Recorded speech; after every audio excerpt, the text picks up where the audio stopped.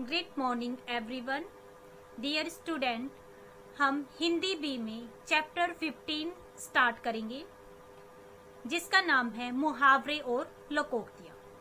आज हम मुहावरों को समझेंगे कि मुहावरा क्या होता है। मुहावरा एक काव्यांश होता है। काव्यांश जिसका वाक्य में प्रयोग करने पर अर्थ स्पष्ट होता है।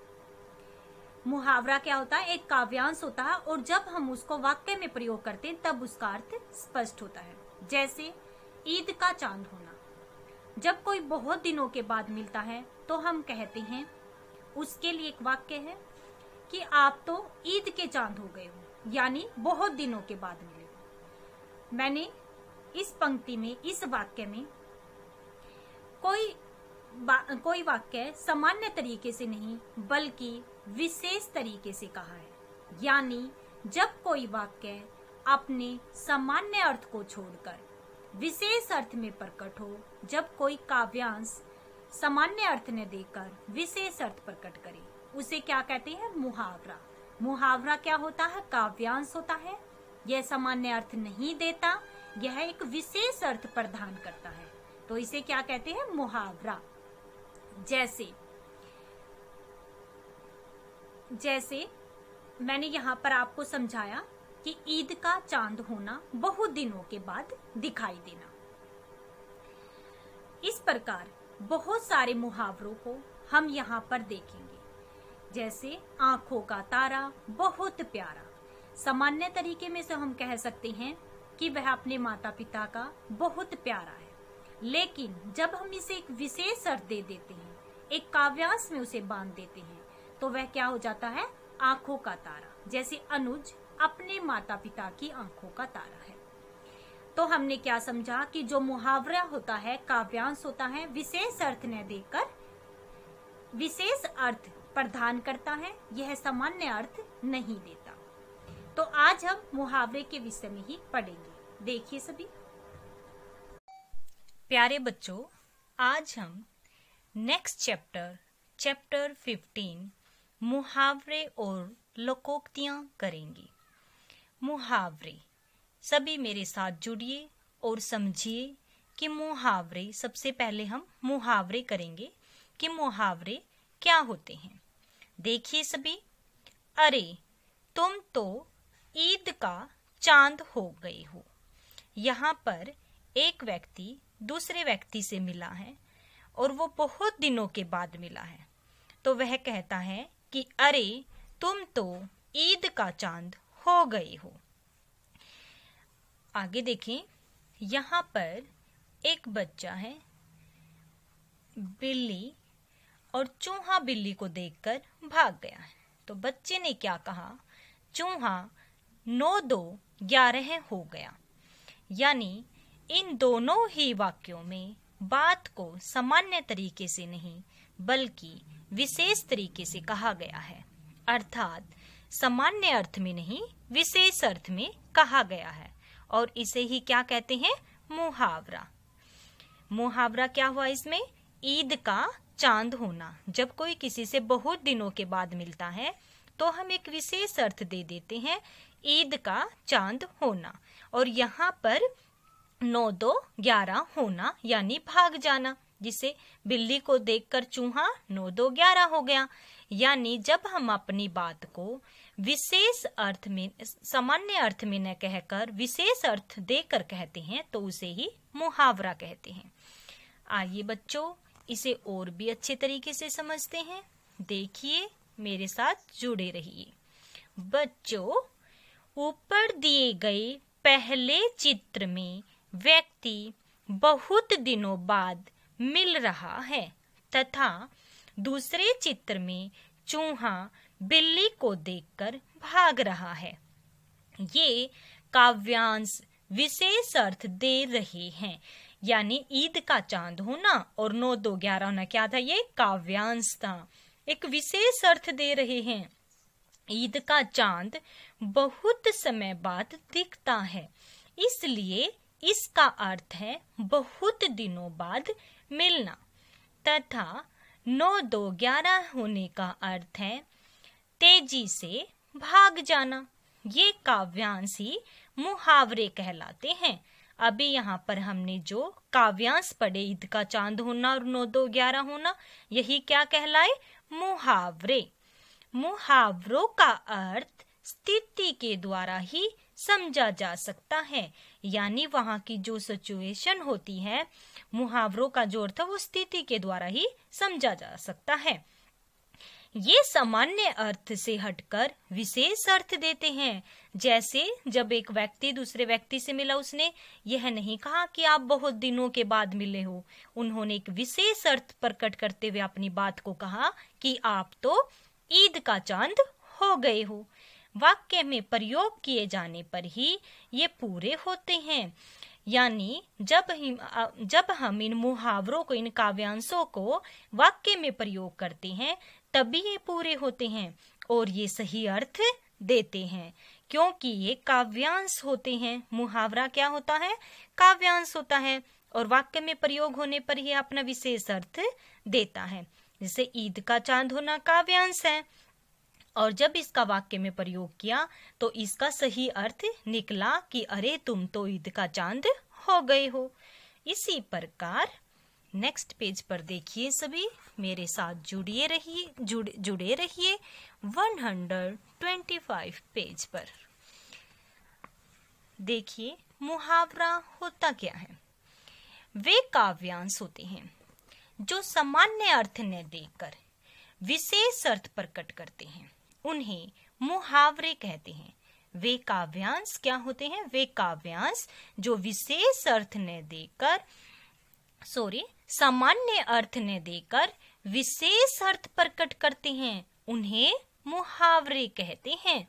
जैसे लोहा लेने का अर्थ लोहा लेना या खरीदना न होकर मुकाबला करना होता है। अब देखो, लोहा लेने का मतलब ये नहीं कि हम लोहे को खरीदेंगे, मतलब उसका एक विशेष अर्थ है मुकाबला करना। इसी प्रकार चिकने घड़े पर पानी या कोई अन्य पदार्थ नहीं टिकता। यदि कोई घड़ा चिकना है तो उस पर कोई भी पदार्थ नहीं टिकेगा। अतः इससे चिकने घड़ा मुहावरा बना है, जिसका अर्थ है कुछ असर न होना। यानी चिकने घड़े का क्या विशेष अर्थ निकल कर आया? कुछ असर न होना। मुहावरे तथा उनका वाक्य में प्रयोग। तो आइए कुछ और मुहावरों को देखते हैं, उनका अर्थ क्या है और उनको वाक्य में कैसे प्रयोग करते हैं। देखिए सभी मेरे साथ जुड़े रहिए। अगर मगर करना, टाल मटोल करना। दादाजी ने विनय से बाजार जाने के लिए कहा तो वह अगर मगर करने लगा। आंखों में धूल झोंकना, इसका क्या अर्थ होगा? धोखा देना। अपराधी ने पुलिस की आंखों में धूल झोंककर भागना चाहा, पर वह सफल नहीं हुआ। हम जब इसका वाक्य का प्रयोग करेंगे तो जो काव्यांश है हमारा, जो मुहावरा है, उसको हम वाक्य में प्रयोग करते हैं, क्योंकि यह क्या है? विशेष अर्थ है और यह क्या है? सामान्य। तो अपराधी ने पुलिस की आंखों में धूल झोंककर, यानी आंखों में धूल झोंका, धूल झोंककर भागना चाहा, पर वह सफल नहीं हुआ। हवा से बातें करना, बहुत तेज भागना। राणा प्रताप का घोड़ा चेतक हवा से बातें करता था। नमक मिर्च लगाना, बढ़ा चढ़ा कर कहना। देवेश की बात पर भरोसा मत करना, उसे नमक मिर्च लगाने की आदत है। आगे देखें। काम तमाम करना, मार ढालना।